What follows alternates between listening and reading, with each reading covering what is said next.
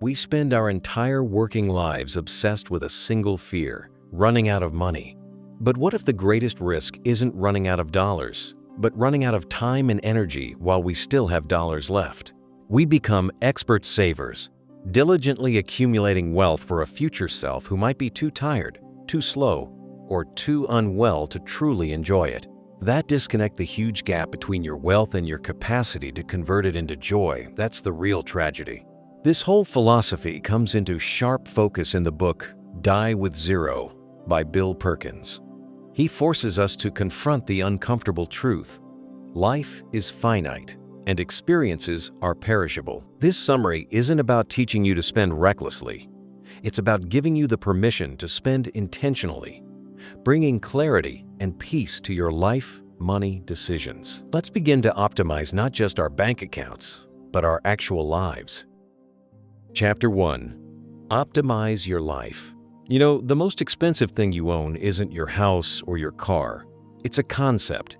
It's the idea of a perfect future self that you've been hoarding your life for. We treat our lives like a waiting room, convinced that the actual show, the good stuff, only begins when the bank account hits some arbitrary, magical number. We become these relentless, optimized savers. And we're so proud of our discipline, right? Every weekend, every bonus, every small indulgence, we feel a little tug of guilt for not adding it to the giant pile reserved for someday. But someday is a thief, a cruel and relentless one. We trade in the vibrancy of today for the potential peace of a future that may never arrive. And honestly, it often doesn't feel like optimization. It feels like delayed living.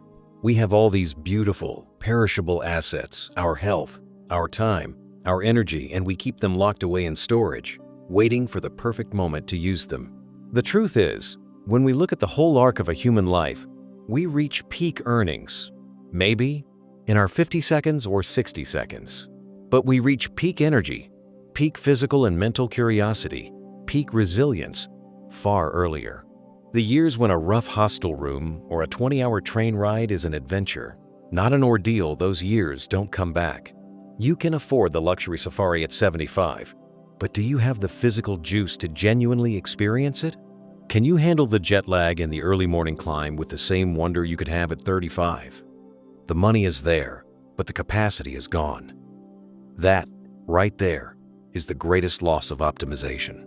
We talk so much about financial risk, but we rarely talk about the risk of inaction, the risk of waiting for a guaranteed perfect scenario that never materializes.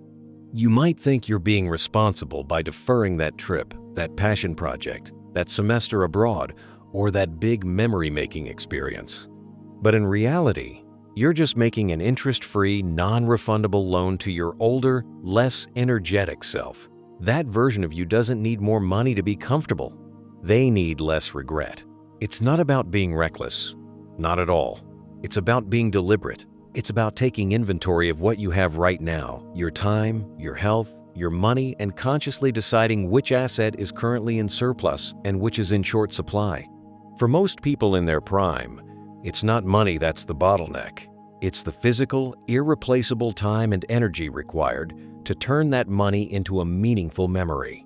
We need to stop optimizing for money in the bank and start optimizing for net fulfillment over the entire timeline of our lives. Because the quiet realization that you missed your prime moment to live is a debt you can never truly pay off. Chapter 2. Invest in experiences. We live in a world obsessed with compounding interest, but there's an entirely different kind of compounding we should be paying attention to: memory dividends. Think about it. When you buy a new car, its value immediately begins a long, steady decline. But when you invest in a truly significant experience, that semester in Paris, the arduous climb up that mountain, the year you spent volunteering, the value of that asset only grows over time. These experiences don't just happen and disappear. They compound. A memory you make today is a story you tell tomorrow, a source of comfort when you're older, a shared bond with another person, a new insight that shapes your decisions, and an anchor point for your identity.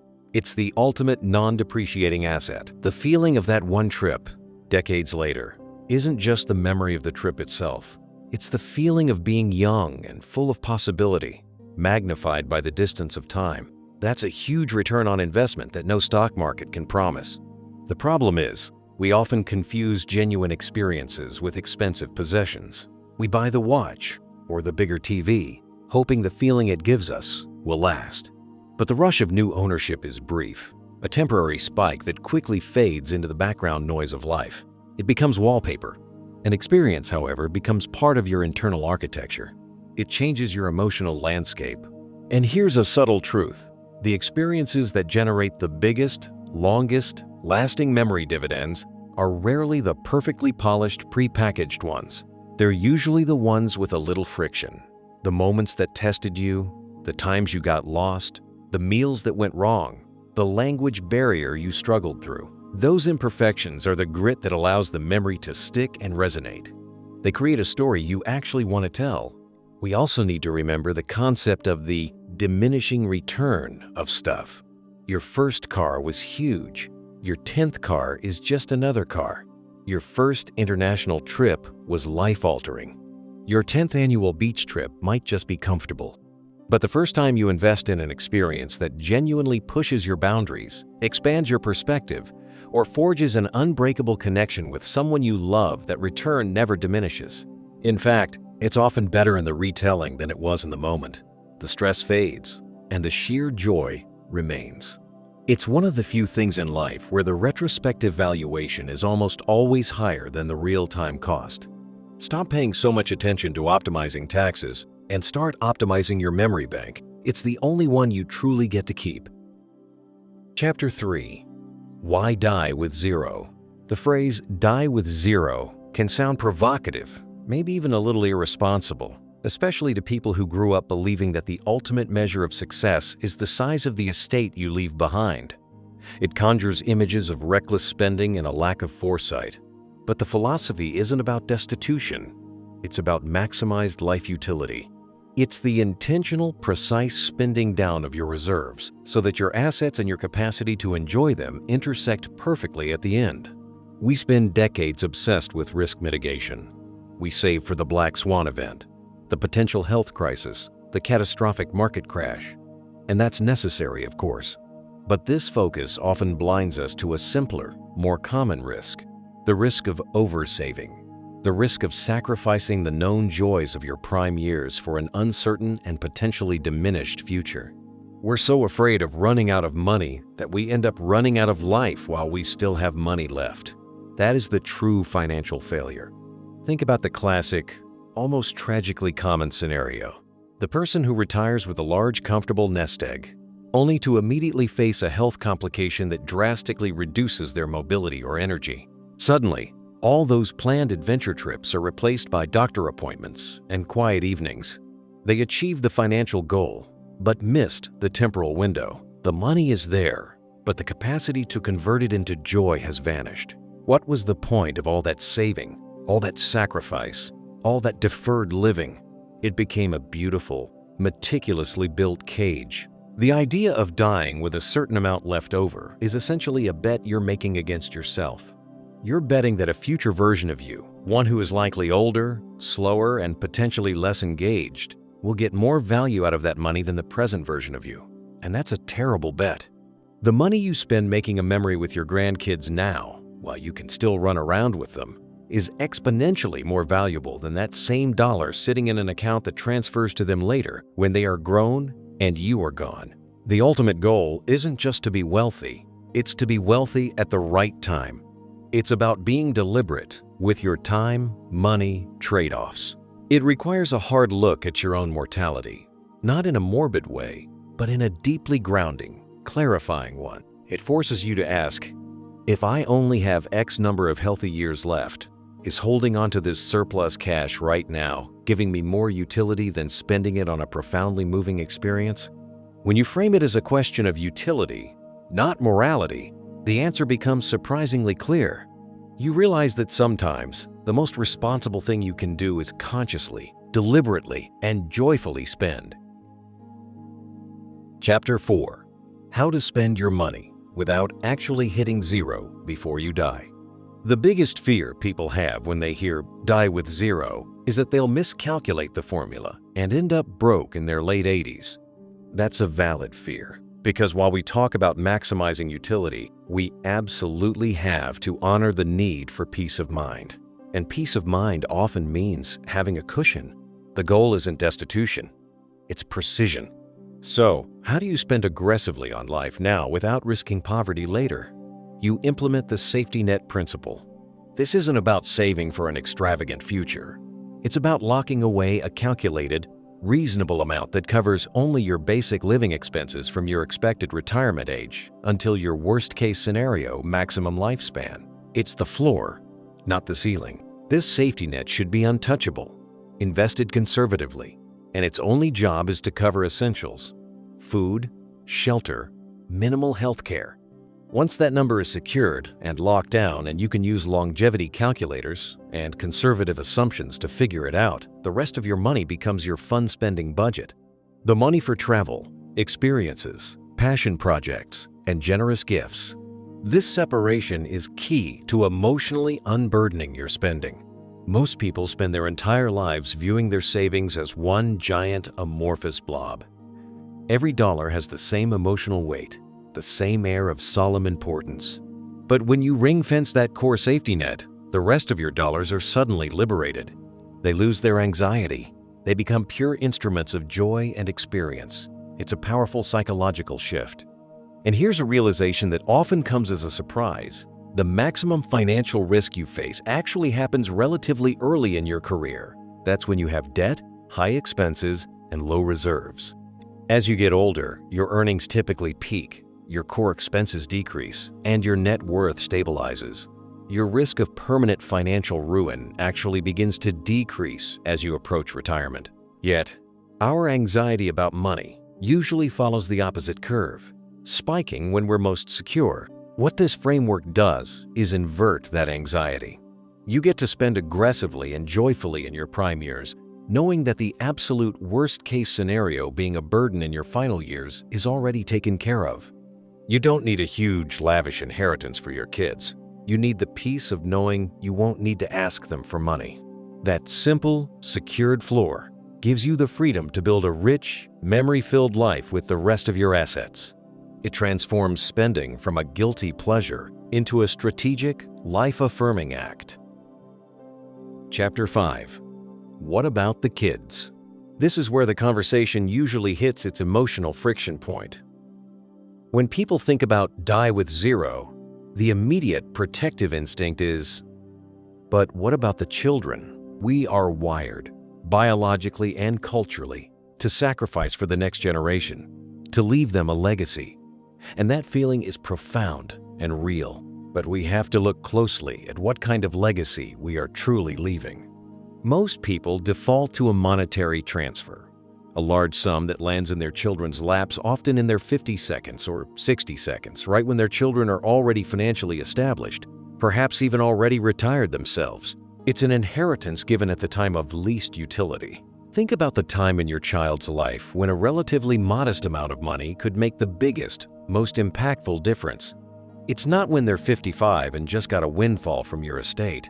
It's when they're 28 and trying to put a down payment on a house near their job, or 32 and struggling with crushing student loan debt, or 36 and thinking about leaving a corporate job to start a genuinely meaningful but risky venture. Those years, the years of establishing themselves, are when a targeted gift of cash, say $20,000, is a life-altering catalyst. Giving money when it matters most is an active, loving investment in their prime, not a passive transfer into their old age. It allows them to pursue better career paths, relieve crushing stress, or start a family with less financial anxiety.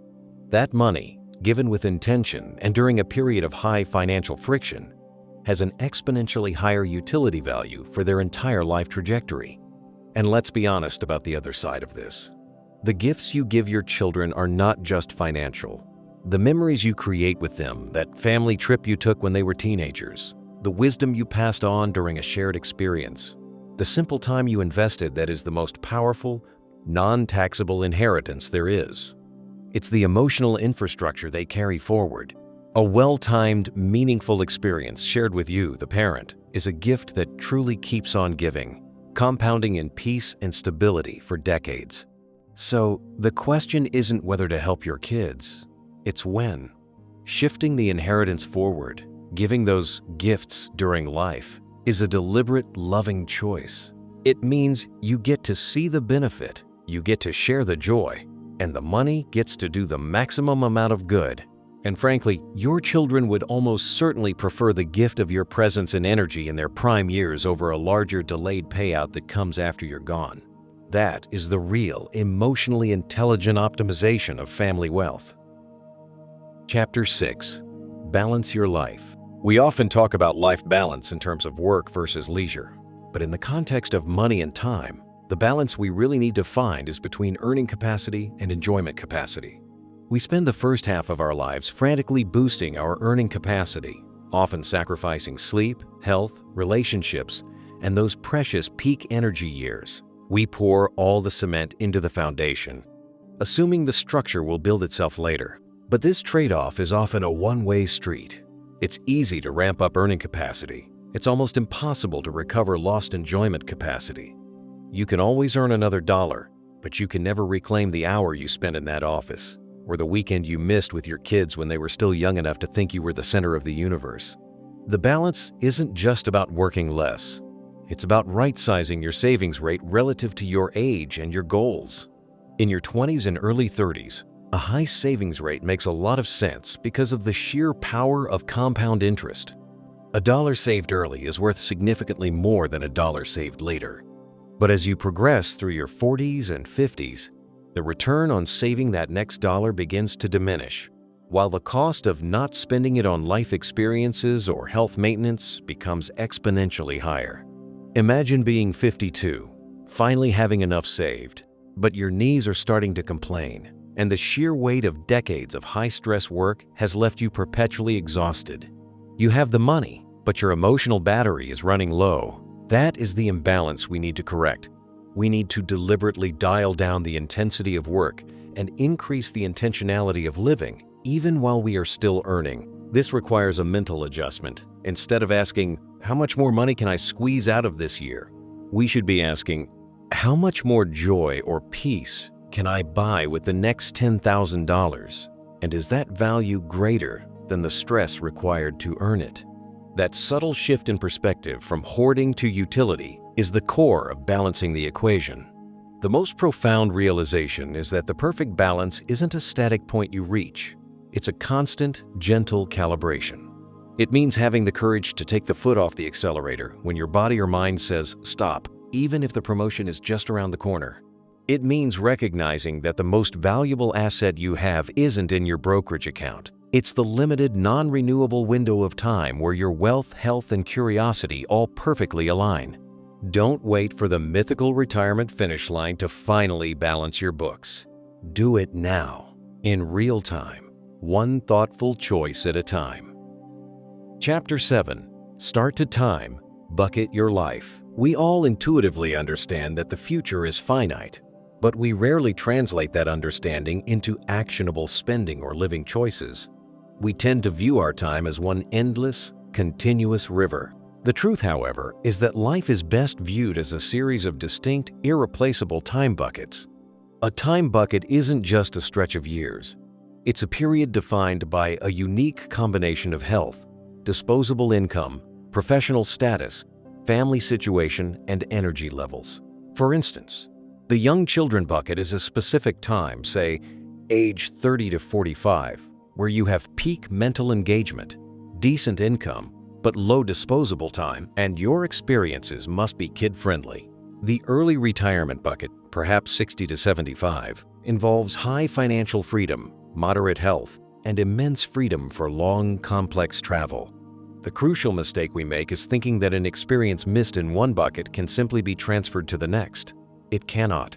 Once a bucket is emptied, the unique set of resources and capacities defining it are gone forever. You can't put off that backpacking trip until the retired and wealthy bucket because your back won't handle the backpack, and your curiosity might be less sharp. You can't put off making those core family memories until the empty nest bucket because your kids will be grown and busy, and the dynamic will be entirely different. This concept forces an intense, clarifying focus on the present. It means looking at your current age and asking, very honestly, what experiences can I only do right now? What memory is uniquely possible during this 5 to 10 year window of my life? If you have young kids, this bucket is about theme park trips and messy, chaotic beach vacations. If you're newly retired and still robust, this bucket is about that year-long road trip you always dreamt of.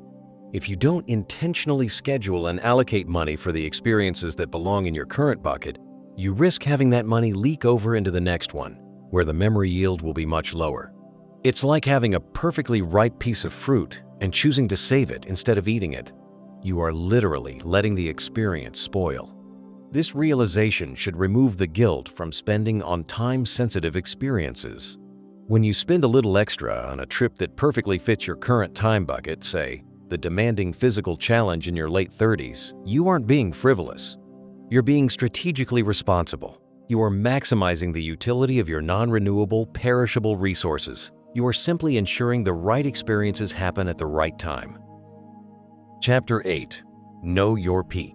We talk about financial peaks, peak earnings, peak savings, but the most overlooked and most critical peak is the peak net enjoyment window. This is the relatively brief period of your life where your three most vital assets, money, time, and health, overlap at their highest possible combined potential. It's the moment when you have enough financial security to be comfortable, enough physical health to be adventurous, and enough free time to actually pursue those adventures. For most people, the truth is hard. This peak usually arrives a lot earlier than they think, and it certainly doesn't wait until official retirement. It might be in your early 50s or even your late 40s. After the kids are launched, the mortgage is manageable, and you still have the physical resilience of a younger person. But because we're still conditioned to push harder for the financial peak, we often coast right through the net enjoyment peak without even noticing. We postpone, we defer, and we work through the years when our capacity for rich experience is highest. One of the great ironies of financial life is the assumption of a linear relationship between money and happiness. We believe more money always equals more happiness, especially in the future. But the reality is that the curve of marginal utility of money drops off sharply. The difference between having $1 million and $2 million in retirement is statistically small in terms of day-to-day fulfillment. The difference between having the health to hike the Himalayas at 55 versus only being able to read about it at 75 is immeasurable. Understanding your personal peak requires introspection, not just spreadsheets. It means asking, what is the ceiling on my health? When do those nagging joint pains, which are currently just minor inconveniences, become limiting factors? It means recognizing that you cannot simply buy back youth and vigor with wealth accumulated later. You can buy the best doctors, but you can't buy back a functional immune system or endless stamina. This insight gives you the courage to make a pivotal shift, trading a small potential financial upside for a large guaranteed enjoyment dividend right now. If you are in your peak window, that extra year of work for a 5% bump in net worth is a terrible trade. You are exchanging a massive, non-renewable asset, your prime energy, for a rapidly diminishing return on our renewable asset money. The wise choice is to identify that peak, recognize its fleeting nature, and spend your money on life experiences aggressively and unapologetically during that golden time. Don't let your peak be a blur in the rearview mirror. Chapter 9. Be bold, not foolish. The journey to aligning your money with your life's purpose requires a fundamental shift in how you define risk. Most of us are highly risk-averse regarding financial loss, but completely blind to the enormous risk of living a safe, unfulfilled life. We are so focused on avoiding the possibility of running out of money that we fail to recognize the certainty of running out of time. That is the foolishness we must avoid. Being bold, in this context, isn't about throwing caution to the wind or making high-stakes, low-probability investments. It's about having the conviction to make deeply personal, life-affirming choices that optimize for experience over excess savings. It's about being bold enough to say no to the endless cycle of accumulation when you already have enough for security. It's the boldness to step away from the relentless pursuit of more to embrace the profound richness of now. The foolishness comes in the form of inertia. It's the comfortable, easy decision to just keep doing what you've always done, saving a fixed percentage, avoiding risk, delaying gratification even when that strategy no longer serves your maximum life utility. It's the foolish faith that the status quo will somehow deliver the deep, meaningful experiences that only deliberate, often costly, action can provide. A powerful shift happens when you internalize this concept. Your money is a tool, not a trophy. The value of that tool is only realized when it's spent in a way that generates peak enjoyment. An unspent dollar is a unit of lost utility. It's a memory that wasn't created, a connection that wasn't forged, a new perspective that wasn't gained. This doesn't mean every expenditure has to be a grand gesture. Sometimes it's simply the bold choice to prioritize a short, spontaneous weekend getaway over putting that money into a sinking fund. The goal is not to be perfect, but to be intentional. We should aspire to look back and feel that we efficiently used every asset, our time, our health, and our wealth, to create the best possible version of our lives. It's about aiming for that moment where your final net worth equals your maximum life fulfillment. This kind of bold living is profoundly calming. It replaces the anxiety of future financial uncertainty with the quiet confidence of a life well lived. It turns the fear of death into an appreciation for the time you have left. And that shift in perspective, that fundamental feeling of peace and alignment, is the ultimate measure of success. So, take a deep breath and really think about the next time bucket of your life. What is the one thing you can do now that you absolutely cannot do later? What small, bold choice can you make this week to invest in a memory that will compound for decades? If this idea of prioritizing your finite life energy over infinite financial accumulation resonates with you, I'd like you to take a moment and reflect on it. Drop a simple thought in the comments below, or just quietly hit the like button if this summary brought you a moment of genuine clarity and peace. And if you're curious to keep exploring how to truly optimize your one precious life, subscribe for more conversations like this. It's time to move past saving for a rainy day and start living a rich, unforgettable life.